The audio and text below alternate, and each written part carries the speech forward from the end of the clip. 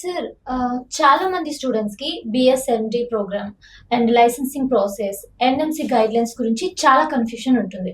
అవును. ఫిలిపీన్స్ కి వెళ్ళి ఎంబీబీఎస్ చేయాలనుకుంటున్న స్టూడెంట్స్ కి సింపుల్ గా మీరు ఏం చెప్తారు దీని గురించి? యాక్చువల్గా ఏంటంటే ఫిలిపీన్స్ ఒకటి మేజర్ అడ్వాంటేజ్ ఏంటి అంటే వాళ్ళు ఫాలో అయ్యేది American education pattern. So American education pattern అంటే ఏంటంటే యూజువల్ గా యుఎస్ బేస్డ్ ప్యాటర్న్ లో ముందు బిఎస్ ప్రోగ్రామ్ అనేది ఉంటుంది. అంటే బిఎస్ అంటే బేసికల్ సైన్స్ ప్రోగ్రామ్. సో స్టూడెంట్ ఏంటంటే వన్స్ మెడిసిన్ లోకి ఎంటర్ అయ్యేటప్పుడు ప్రీ బేసిక్ నాలెడ్జ్ మొత్తం కూడా ఈ 1 year లో నేర్చుకుంటారు స్టూడెంట్. ఈ 1 year లో బేసిక్ నాలెడ్జ్ మొత్తం నేర్చుకొని అప్పుడు ఎండి లోకి వెళ్తారు. ఎండి అంటే డాక్టర్ ఆఫ్ మెడిసిన్ అనమాట. సో పేరెంట్స్ చాలా కన్ఫ్యూజింగ్ గా ఉంటారు. సార్ ముందు బిఎస్ అంటే ఏంటంటే అది ఎంబీబీఎస్ కింద కన్సిడర్ చేయరా ఏంటన్నది ఉంటుంది అనమాట. సో ఈ బిఎస్ చదివితేనే బేసిక్ నాలెడ్జ్ ఉంటేనే రేపొద్దున స్టూడెంట్ ఎండి లోకి వెళ్తే అప్పుడు క్లియర్ గా వాళ్ళ సబ్జెక్ట్ నేర్చుకోవడానికి అవకాశం ఎక్కువ ఉంటుంది. సో బిఎస్ అనేది మ్యాండేటరీ. ఫిలిపీన్స్ అంటే వాళ్ళ కరికులం ప్రకారం బిఎస్ అనేది మ్యాండేటరీగా చదవాలి. బిఎస్ అయిన తర్వాత 4.5 years ఎండి చేస్తారు, ప్లస్ 1 year ఆఫ్ ఇంటర్న్షిప్ చేస్తారు అనమాట. ఎన్ఎంసీ నామ్స్ ప్రకారం 100% ఈ కరికులం అనేది మేనేజబుల్ అవుతుంది. నెక్స్ట్ ఇంకోటి గమనించాల్సింది ఏంటంటే బయట కంట్రీస్ లో నార్మల్ గా డైరెక్ట్ ఎండి ఉంటుంది. అంటే డైరెక్ట్ గా జాయినింగ్ అప్పుడే ఎండి లోకి వెళ్తారు. సో డైరెక్ట్ ఎండి లోకి వెళ్ళినప్పుడు ఏంటంటే స్టూడెంట్స్ అంత ఫస్ట్ ఇయర్ లోనే అంత సబ్జెక్ట్ తీసుకోలేరు, ఎంబీబీఎస్ సబ్జెక్ట్ అనేది.